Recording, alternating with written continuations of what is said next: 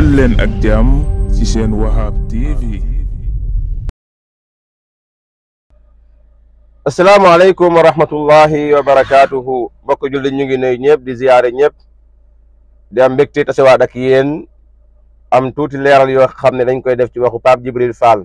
Pape Djibi nee na dafa seet si étudiant Médine yi ñu ne ko université Médine di jamia islamiya ñu ngi ko créé ci xalaatu Maulana Cheikh Ibrahim Niass Baye.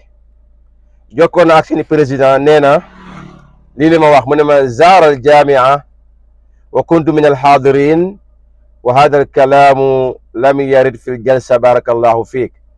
ñu ne Pape Djibril ñëw na fa moom teewoon na moom président bi waaye ñu ne wax ji mu wax de kenn waxu ko foofee ci jotaay boobee ñu amoon.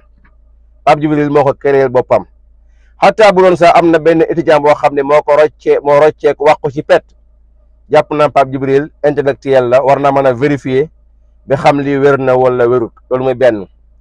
ñaareel ba ku xam buuru Medina yi ñu mu tëdd buuru Makka yi ñu mu tëddee da nga xam ne wax ji aussi wérut ndax Cheikh Ibrahim Niass Baye mu ngi jokkoo ak waa Arabie Saoudite ci jamonoy nguuru Malik Faysal te jaamia islamiya ñu ngi ko créé ci jamonoy nguuru Malik Saoud ñu ngi ko créé ci 1961 boobu buuru roi Malik Saoud ba fa nekkoon moom moo jëloon nguur gi 1953 ba 1964 ci dañ ko folli ci 61 nag ci dañ créé jaamia islamiya ci nguuru Malik Saoud 64 la Malik Faysal jël nguur gi ci nguuru Malik Faysal diggante 64 ba 75 ci la Cheikh Ibrahima Niass Baye jokkoo ak Arabie Saoudite kon ba muy jokkoo ak ñoom boobu jamia islamiya créé nañ ko depuis jamonoy nguuru Malik Saoud te moom mu ngi jokkoo ak ñoom ci jamonoy nguuru Malik Faysal moom mi nga xam ne mooy rakku buuru Malik Saoud. loolu mooy ñaareel ba.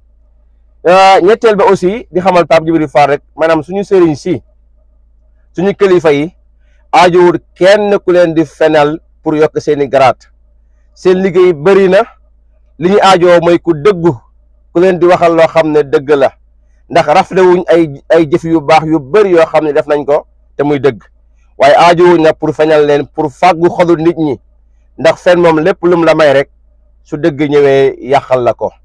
mu ngi mel ni ku génnoon fanee rek benn waaye bu génnoon ne Imam Sudaysi ñëw na Sénégal ba seet si benn dëkk ci dëkku diine yi te Imam Sudaysi musta ñëw Sénégal. loolu mooy benn. ñaar ba mu ne mooy imaamu Medina te Imam Sudaysi imam Makka la. man daal xamul lu xew ba nit ñi moom wax dëgg moom léegi dañ ko rus sax daa mel nii dëgg daal lépp loo xam ne dëgg mayul la ko fen mënul la koo may.